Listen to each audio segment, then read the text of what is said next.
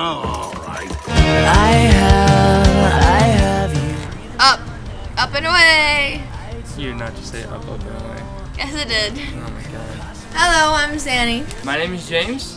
and we are the Omelettes. Omelettes! Omelets movie review. Yay. Hooray! We reviewed Up this week. Up, just like every other Disney Pixar movie, finished #1 at the box office, destroyed everything. Something about these movies, man. Whenever Disney and Pixar get together, they make a movie that's both, you know, critically acclaimed and makes $1 bajillion at the box office. And, you know, they did it again with Up. So he puts all these balloons on the top of his house, and he flies away, and he meets all of these various different characters along the way. One is this little wilderness explorer kid, and this crazy bird, and this little dog named Doug that has a collar so you can hear him talk. The little boy was kind of creepy. He had no chin. Did you notice that?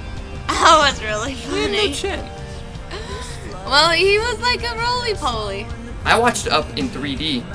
I actually think if you're trying to decide whether or not to spend the extra money to see it in 3D, I don't think it's worth it.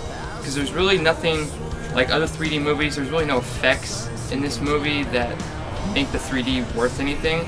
It gives it a little scope, you know, when they have these sort of grand sets when they're down in South America, or sets.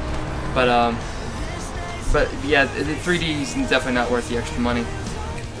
It was really cool because all of the characters were sort of unusual. There aren't really stories made about elderly characters or really young characters, or, you know, the having scenes there. I mean, they're sort of your typical scenes between, like, usually young characters or really active characters, and to see those same types of scenes being executed by, you know, old man and a little kid was pretty neat.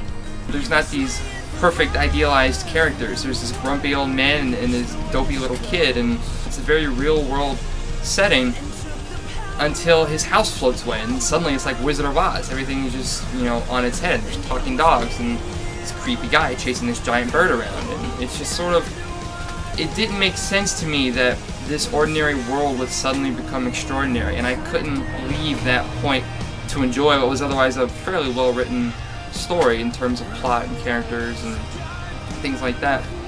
So, we're going to be changing our scoring.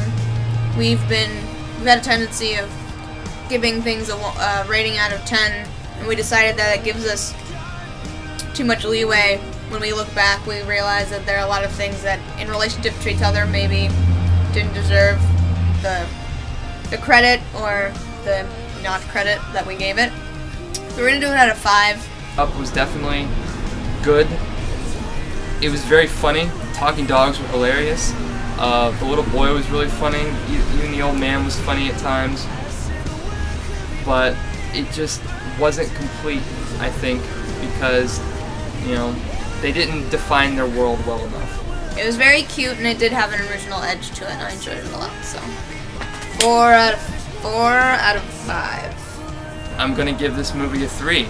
Yeah, so we'll be back next week, maybe, with whatever movie wins the box office. I'll be back with a video at some point this weekend. And ta-ta. Ta-ta. I can say ta-ta if I want to. Okay, fine, I won't say ta-ta. It's like Tigger. Well, what's better, bye bye bye or ta-ta? You gotta pick one. Baby bye bye. Okay, we're not ending another video like that. Oh my god. Bye.